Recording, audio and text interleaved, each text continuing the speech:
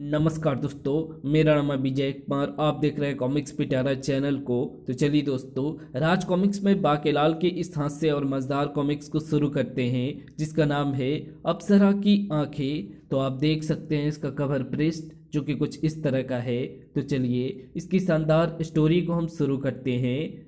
नए पाठकों के लिए, बाकेलाल बचपन में बहुत शरारती था। एक दिन उसने भगवान शंकर और पार्वती को मांस का अर्घ पिला दिया, जिससे क्रोधित होकर शंकर भगवान ने उसे शाप दे दिया। परंतु फिर शीघ्र ही शांत होकर अपने शाप का असर कम कर दिया। अब बाकेलाल जिसका भी बुरा सोचता उसका भला हो जाता और उससे बाकेलाल को भी लाभ होता है। बाकेलाल का उद्देश्य है विशालगढ़ का राजा बनना, किंतु राजा विक्रम सिंह को गद्दी से हटाए बिना ये संभव नहीं। बाकेलाल का मस्तिष्क हर क्षण उसे अपने रास्ते से हटाने की नई नई योजनाएं बुनता रहता है। काश कोई ऐसा बांध मुझे मिल जाए जो चले तो सीधा उस मनहूस मुच्छर राजा विक्रम सिंह की छाती को भेद दे, ताकि मैं विशालगढ़ का राजा बन सकूं। अचानक बाकेलाल ठिठक कर रुक गया। हे रूपसी, मुझे तुम्हारे रूप सौंदर्य ने वशीभूत कर दिया है। मैं आज और अभी तुमसे विवाह करना चाहता हूँ, किंतु मैं एक ऋषि पुत्र से विवाह कैसे कर सकती हूँ? मैं सौंदर्य की देवी की पुत्री अप्सरा हूँ। तो फिर ठीक है, मैं ऋषि वेश त्याग दूंगा, किंतु मैं एक डढ़ियल और मुच्छल पुरुष से विवाह नहीं करना चाहती। मैं अपनी दाढ़ी और मूछ सफा चट करा दूंगा, किंतु तुम्हारी नाक पकौड़े जैसी है। मैं उसी पुरुष से विवाह करूंगी जिसके नाक हीरे की तरह तराशी हुई हो। मैं अपनी नाक पत्थर पर घिसकर तराश लूंगा। तुम हाँ तो बोलो। किंतु तुम तो पूरे कांगड़ी पहलवान हो। मैं एक बलिष्ठ युवक से विवाह करूंगी। मैं दंड बैठक पेल कर अपना शरीर कसरती एवं बलिष्ठ बना लूंगा। मगर तुम्हारी तो आंखें भी तोते जैसी हैं। मैं बटेर जैसी बड़ी बड़ी आंखें वाले पुरुष से विवाह करूंगी। अरे अभिमानी लड़की, तो मुझसे विवाह ना करने के लिए 100 बहाने बना रही है। पहले तो मैं तुमसे विवाह कर भी लेता, पर अब तो बिल्कुल नहीं करूंगा। जा, मैं तुझे साफ देता हूँ, तेरी आंखों में ऐसा सम्मोहन भर जाएगा कि मेरे अलावा जो भी पुल्लिंग एक बार इन्हें देख लेगा वो तुमसे विवाह करने के लिए पागल हो जाएगा। मेरा ये साफ तुझे चैन से नहीं रहने देगा। नहीं, ऋषि पुत्र फिर वहां नहीं रुका, किंतु सोचते सोचते बाकेलाल एकाएक प्रसन्नता से उछल पड़ा। वो मारा पापड़ वाले को। बेटे बाकेलाल, अगर तुम मोटे मुच्छर विक्रम को अप्सरा की आंखें दिखा दे तो वो अप्सरा से विवाह करने के लिए पागल हो जाएगा, और रानी स्वर्णलता ऐसा होने नहीं देगी। अप्सरा भी ऐसा नहीं चाहेगी, यानी कि मच जाएगी महाभारत, जिसमें हार केवल विक्रम सिंह की ही होगी, और इस हार से विक्रम सिंह हारेगा अपना राज सिंहासन। ऐसा विचार मन में आते ही बाकेलाल सिंह की तरह ऋषि पुत्र के सांप के भय से चकराकर गिरती अप्सरा पर झपटा, और अब मैं इसे कहीं नहीं जाने दूंगा। चल बेटा बाकेलाल, भाग महल की ओर। अब ये बोरी मैं मुच्छट के सामने पहुंचकर ही खोलूंगा। जल्दी। अरे बाकेलाल, आओ आओ। महाराज, आपके लिए एक बड़ी शानदार वस्तु लाया हूं। तो फिर जल्दी से दिखाओ। जल्दी से दिखाने के लिए ही तो भागा चला आ रहा हूं। बोरी का मुंह खोलते ही, अरे इसमें तो कन्या है। कन्या नहीं महाराज, ये अप्सरा है। मैं इसे होश में लाता हूं। छपाक। गुलुप। महाराज, ये आंखें खोल रही है। आप इसके सामने रहिएगा और पलके मत झपकाइएगा। अप्सरा होश में आ रही थी। अप्सरा ने जैसे ही आंखें खोली कि आहा, अति सुंदर। ऋषि पुत्र के शाप के कारण ये मुझ पर मोहित हो गया।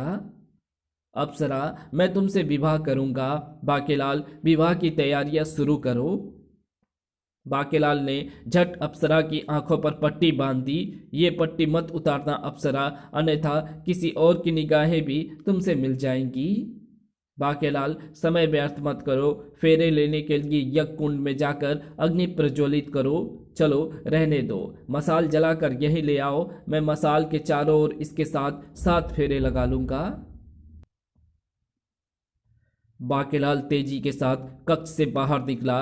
बेटे मुच्छड़, अगर ये विवाह हो गया तो मेरी योजना का कबाड़ा हो जाएगा। मैं मसाल लेने नहीं बल्कि महारानी को सब कुछ बताने जा रहा हूँ। महारानी जी, गजब हो गया। महाराज दूसरा विवाह कर रहे हैं क्या? इस उम्र में उन्हें लड़की कौन दे रहा है? झूला रोको। महाराज ने मसाल की अग्नि के इर्द गिर्द 7 फेरे लेने के लिए मुझे फौरन मसाल लाने को कहा है। अब आप मुझे बताएं कि मैं क्या करूं। मसाल लेकर मैं जाऊंगी, मैं देखती हूं कि ये विवाह कैसे होगा। और कहाँ है वो दुष्टा डायन चुड़ैल जो मेरी सौत बनना चाहती है? अरे रानी, मसाल लाने के लिए तो मैंने बाकेलाल को कहा था। खैर, कोई भी लाए, मसाल तो आ गई ना। जल्दी से मसाल को लेकर हमारे बीच में खड़ी हो जाओ ताकि हम दोनों पवित्र अग्नि के फेरे ले सकें। इस मसाल से मैं अपनी सौत की चिता जलाऊंगी। इसके स्थान पर मैं होती तो मैं भी यही करती। अप्सरा हाथ छुड़ाकर भागी। छोड़ो मेरा हाथ। अरे, मेरी रानी पद्मिनी कहाँ चली? भागती कहाँ है डायन? जरा ठहर तो। अप्सरा जैसे ही बाहर निकली, बाहर खड़े बाकेलाल ने द्वार बंद कर दिया। मेरा काम हो गया, अब इसे महल से भगाना मेरा दूसरा काम है। खटाक। द्वार बंद करने के बाद, मैं ही तुम्हें यहाँ लाया था, मेरा काम पूरा हो चुका है। अब तुम जल्दी से इस बोरी में वापस चली जाओ ताकि मैं तुम्हें वापस जंगल में छोड़ आऊं। किंतु तुम मुझे यहाँ क्यों लाए थे दुष्ट? शायद तुम्हें यह रहस्य पता चल गया था कि मेरी आंखों में किसी को भी दीवाना कर देने वाला सम्मोहन भर गया है। जल्दी बताओ, अन्यथा मैं तुझे शाप दे दूंगी। नहीं, शाप मत देना। मुझे ऋषि झूठ बोले कौवाचार्य ने बताया था कि हमारे महाराज की आंखों में जो मोतियाबिंद है वो जंगल में मिली एक कन्या की आंखों में झांकने से ठीक हो जाएगा। मुझे क्या पता था कि तुम्हारी आंखों में जादू है, अन्यथा मैं तुम्हें यहाँ कभी नहीं लाता। कि फिर तुमने मेरी आंखों पर पट्टी क्यों बांधी थी? उसी ऋषि ने मुझे बताया था कि महाराज के बाद उस कन्या की आंखों में झांकने वाला व्यक्ति नेत्रहीन हो जाएगा। तो फिर जल्दी मेरे साथ आओ। तुम मुझे कहाँ लेकर जा रही हो? अप्सरा बाकेलाल को लेकर बगीचे में पहुंची। बाकेलाल, अगर मैं विशालगढ़ में रहूंगी तो मेरा दीवाना हो चुका तुम्हारा राजा अपने सैनिकों से चप्पे चप्पे पर मेरी खोज करवा लेगा। मुझे यहाँ से फौरन दूर जाना होगा। मैं भी तो यही चाहता हूँ। बाकेलाल, मैं झंडू मंत्र पढ़ रही हूँ जिसके पढ़ने से यहाँ एक गुलेल पैदा होगी। आगे क्या करना है ये मैं तुम्हें गुलेल पैदा होने के बाद बताऊंगी। इस वक्त यहाँ से फौरन दूर जाने का यही एक रास्ता है। मैं मंत्र पढ़ती हूँ।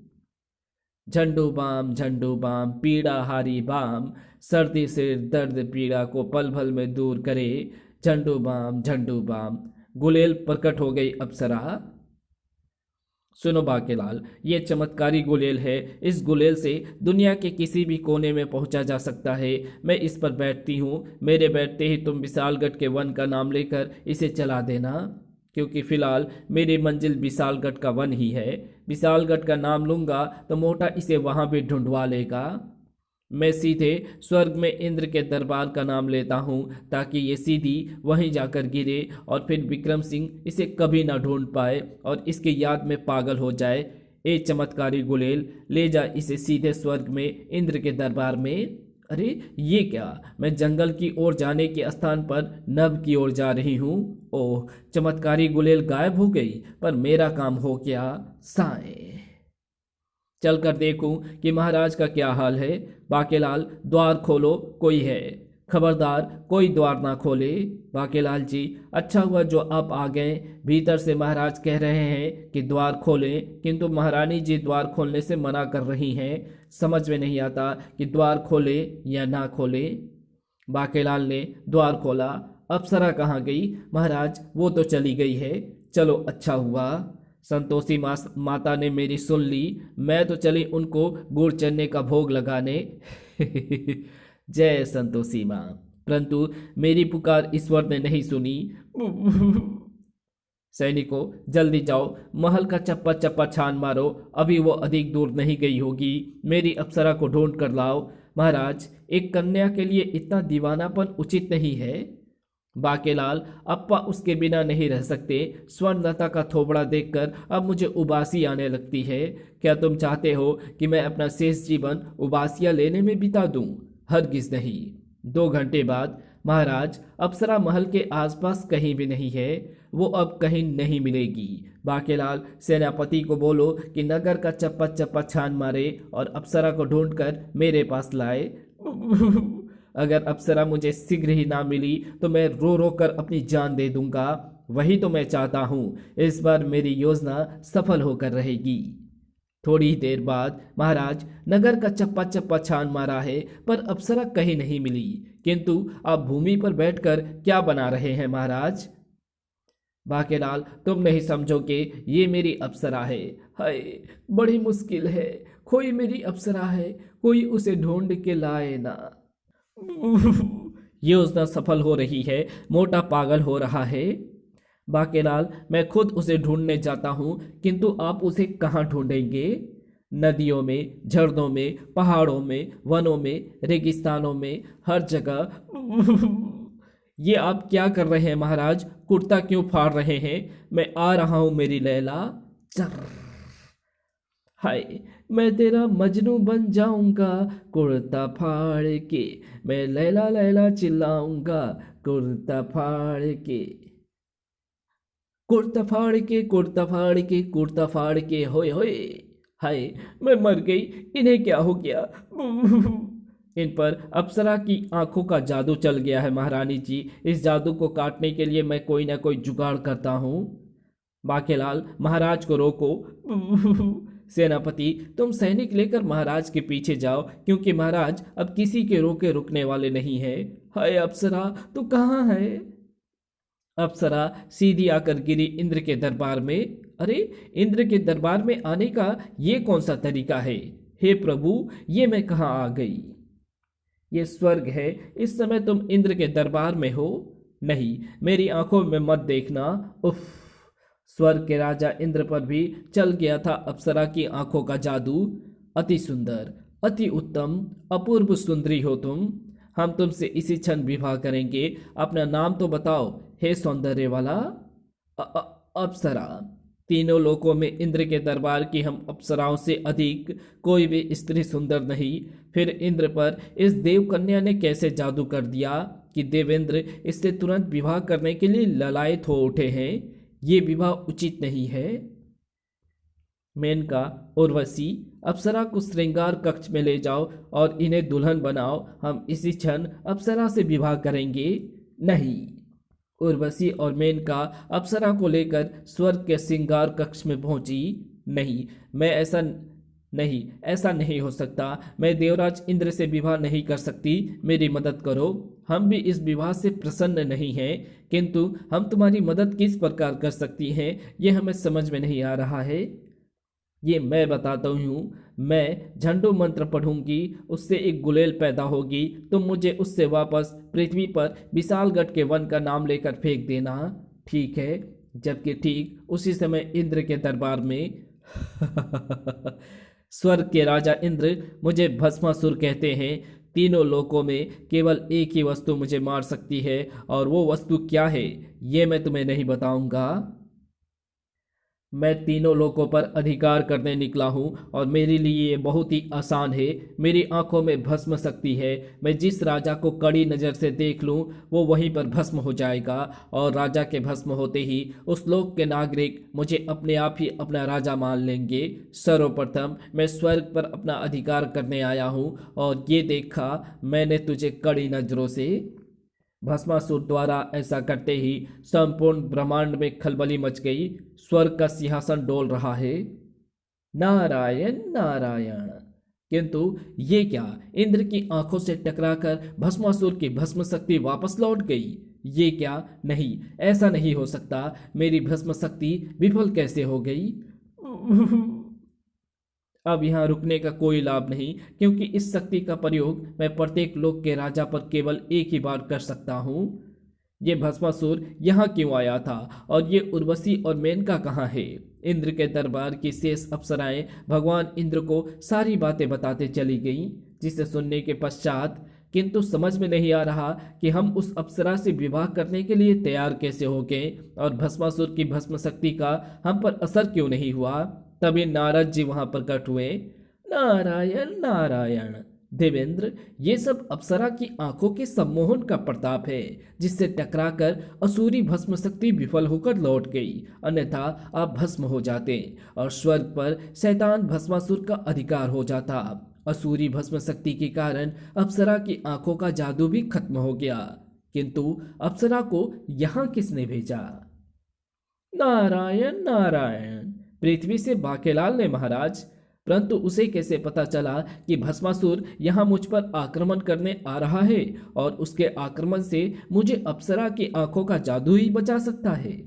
अब प्रकट हुए भगवान शंकर। इस रहस्य को समझने की चेष्टा आप मत करें देवेंद्र। केवल इतना समझ लें कि मेरा भक्त बाकेलाल जो करता है अपने लाभ के लिए करता है, किंतु उससे दूसरों का लाभ हो जाता है। फिर भी मैं बाकेलाल से प्रसन्न हूँ, उससे एक बार भेंट अवश्य करूँगा। उर्वशी और मेनका ने आकर दी अप्सरा के पृथ्वी पर वापस चले जाने की सूचना। उसी क्षण नीचे पृथ्वी पर विशालगढ़ के महल में बाकेलाल महाराज की आंखों पर हुए सम्मोहन का हल मैंने ढूंढ लिया है। हल है खजूरी बूटी। जल्दी से जाओ और खजूरी बूटी लेकर आओ। राजवैद्य से खजूरी बूटी के विषय में पता करने के पश्चात बाकेलाल वन की ओर चल पड़ा। खजूरी बूटी लाए मेरी जूती। तभी धप, ओह ये क्या? ये तो अप्सरा है जिसे मैंने इंद्र के दरबार में भेज दिया था। अप्सरा का जादू बाकेलाल पर भी चल गया। अप्सरा, अब मैं तुमसे अतिशीघ्र विवाह करूंगा। नहीं, मैं तुमसे विवाह नहीं कर सकती। मैं केवल उसी से विवाह करूंगी जिसकी आंखें बटेर जैसी बड़ी बड़ी हो। मैं अपनी आंखें बटेर से भी बड़ी कर लूंगा। तो फिर पहले जाकर अपनी आंखें बड़ी कर लो, फिर मेरे पास विवाह का प्रस्ताव लेकर आना। किंतु अप्सरा, तुम मुझे छोड़कर मत जाना। मैं तुम्हारे लिए यहाँ एक कुटिया का निर्माण कर देता हूँ। जब तक मैं लौट कर ना आऊँ तुम यहीं रहना। बाकेलाल जी इसे अप्सरा कह रहे हैं, इसका मतलब अप्सरा बाकेलाल जी को मिल गई है। महाराज को फौरन सूचित करना होगा। कुटिया तैयार होते ही इस उपवन में फलों की भरमार है। मेरे लौटने तक तुम्हें कोई भी परेशानी नहीं होगी। मैं तुम्हारी प्रतीक्षा करूंगी। बाकेलाल वहां से चल पड़ा। अपनी आंखें बटेर से भी बड़ी मैं कर लूंगा। लेकिन कैसे? बाकेलाल, मुझे किसने पुकारा? हमने बाकेलाल, हम हैं स्वर्ग के राजा देवेंद्र। ओह देवराज इंद्र, मेरे अहोभाग्य जो आपने मुझे दर्शन दिए। देवराज इंद्र ने बाकेलाल को सारी बातें कह सुनाई। फिर, बाकेलाल, तुमने स्वर्ग की रक्षा की है। हम तुमसे बहुत प्रसन्न हैं। वर मांगो। मेरी फूटी किस्मत भी स्वर्ग में ही लिखी गई है। अगर मुझे पता होता कि भस्मासुर स्वर्ग पर आक्रमण की तैयारी कर रहा है तो मैं कभी भी अप्सरा को स्वर्ग में नहीं भेजता। किंतु अब इस अवसर का लाभ तो मुझे उठाना चाहिए। हे इंद्र, मुझे कोई ऐसा उपाय बताएं जिससे मेरी आंखें बटेर से भी बड़ी हो जाए। अवश्य सबसे बड़ी आंखें सांभर नामक पशु की होती है जो हिरन जैसा दिखता है। थोड़ी ही देर में सांभर तुम्हारे पास आएगा। फिर जब तुम अर्धरात्रि में उसे काजल लगाओगे तो तुम्हारी आंखें भी वैसी ही हो जाएंगी। देवराज इंद्र के अंतर्धान होते ही वो मारा पापड़ वाले को। उसके बाद अप्सरा को मुझसे विवाह करने में कोई आपत्ति नहीं होगी। ब्रुक, मैं आ गया बाकेलाल। अरे सांभर आ गया। इसकी आंखें तो सचमुच बहुत बड़ी एवं सुंदर है। चल भाई कुटिया चले। अर्धरात्रि को मैं तुझे अपने हाथों से काजल लगाऊंगा। बाकेलाल अभी कुटिया में पहुंचा ही था कि बाकेलाल, कहाँ है मेरी अप्सरा? ये मनहूस कहाँ से आ गया? ये मनहूस यहाँ कैसे आ गया? विक्रम सिंह को नजर आ गई अप्सरा। आहा, वो रही अप्सरा। तभी स्वर्ग का सिंहासन तो मेरे हाथ से निकल गया, किंतु अब पृथ्वी के एक राजा यानी तुझे मारकर पृथ्वी का राजा मैं बनूंगा। तड़ाक! भस्मासुर की भस्म शक्ति से अब तू नहीं बचेगा राजा विक्रम सिंह। ये तो वही भस्मासुर है जिसके विषय में देवराज इंद्र बता रहे थे। और ये क्या? अरे राजा विक्रम सिंह से भी टकराकर लौट आई मेरी भस्म शक्ति। यानी कि अब मैं पृथ्वी का राजा भी नहीं बन सकता। हो गया बेड़ा गर्क। मुच्छड़ की आंखों में मौजूद अप्सरा की आंखों के जादू ने भस्मासुर की भस्म शक्ति को काट डाला, अन्यथा मुच्छड़ भस्म हो जाता। लेकिन चलो, मेरी राह का कांटा तो साफ हो गया, अब मैं अप्सरा से विवाह कर सकूंगा। लेकिन तभी धाड़ सांभर की टक्कर खाकर भस्मासुर भूमि पर गिर पड़ा और दूसरे ही पल, अरे ये क्या, सांभर सुंदर नौजवान में परिवर्तित हो गया। अब मैं किसकी आंखों में काजल लगाऊंगा। सांभर से सुंदर नौजवान बने युवक को देखते ही अप्सरा प्रसन्नता से चीख पड़ी, कुमार वैभव, मैं कब से आपकी तलाश कर रही थी। अप्सरा, तुम कहाँ चले गए थे कुमार वैभव। इस दुष्ट को मेरी आंखों से भरी भस्म शक्ति का पता चल गया था अप्सरा। इस कमबख्त ने मेरी भस्म शक्ति छीनकर मुझे सांभर बना दिया था। इसी ने कहा था कि जब मैं दोबारा इसके सामने पड़ूंगा और इसे टक्कर जरूंगा तभी मैं अपने सही रूप में लौट कर आ सकूंगा। अब मैं इसे नहीं छोड़ूंगा। मैं टक्कर देव का पुत्र हूँ। मैं किसी को 2 टक्कर रसीद कर दूं तो उसकी मृत्यु तुरंत हो जाती है। एक टक्कर मैं सांभर रूप में तुम्हें जड़ ही चुका हूँ और दूसरी ये रही। धाड़ कुमार वैभव की दूसरी टक्कर खाकर भस्मासुर के प्राण पखेड़ू फौरन ही उड़ गए। और ये क्या हो गया, ये क्या हो रहा है कुमार। मेरी वो भस्म शक्ति वापस मेरी आंखों में समा रही है जिसे दुष्ट भस्मासुर ने छीन लिया था। आपके चले जाने के पश्चात मैं आपकी खोज में ही सौंदर्यपुरी से यहाँ आई थी, क्योंकि मुझे आपके विशालगढ़ के वन में होने का संकेत मिल रहा था। मेरी तलाश पूरी हुई। अब हम वापस सौंदर्यपुरी लौट चलेंगे जहाँ हमारा विवाह होगा।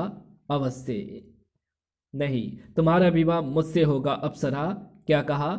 नहीं, उसे कुछ मत कहना, इसमें बाकेलाल का कोई कसूर नहीं। अप्सरा अप्सरा अप्सरा कुमार को ऋषि के सांप के विषय में बताती चली गई, जिसे सुनने के पश्चात तो फिर फिक्र की कोई बात नहीं, क्योंकि मेरी भस्म शक्ति से टकराकर बाकेलाल की आंखों में छाया तुम्हारे सम्मोहन का जादू टूट चुका है। क्यों बाकेलाल, क्या मेरी अप्सरा से विवाह करोगे? विवाह? कभी नहीं महाराज। मेरे कारण आपको जो असुविधा हुई उसके लिए मुझे क्षमा करें। मैंने झंडू मंत्र पढ़ लिया है। आप गुलेल से हमें सौंदर्यपुरी पहुंचा देना। अवश्य। विक्रम सिंह ने वैसा ही किया जैसा अप्सरा ने कहा था। फिर बाकेलाल, तुम्हारे कारण मेरी जान भस्मासुर से बच गई। अगर तुम अप्सरा को मेरे पास ना लाते और मेरी आंखों पर उसका सम्मोहन ना छोड़ते तो भस्मासुर की अग्नि मुझे भस्म कर डालती। तो फिर दे इसी बात पर ऊहू, इस बार पुच्ची से बात नहीं बनेगी। आज तो मैं पुच्चा लूंगा। मर गया, फूट गई मेरी किस्मत। इसी के साथ बाकेलाल की ये शानदार कहानी यही समाप्त होती है। तो आपको ये बाकेलाल की हास्य और मजेदार कॉमिक्स कैसी लगी कमेंट में लिख करके ज़रूर बताना। और ऐसे ही वीडियो देखने के लिए चैनल को सब्सक्राइब कर लेना। और बाकेलाल की बहुत सारी कॉमिक्स आपको हमारे चैनल पर मिल जाएगी, तो आप प्लेलिस्ट को चेकआउट कर सकते हैं। बाकेलाल कॉमिक्स नाम से प्लेलिस्ट वाले सेक्शन में बनी हुई है। तो मिलते हैं आपसे किसी और नई वीडियो में, तब तक के लिए बाय।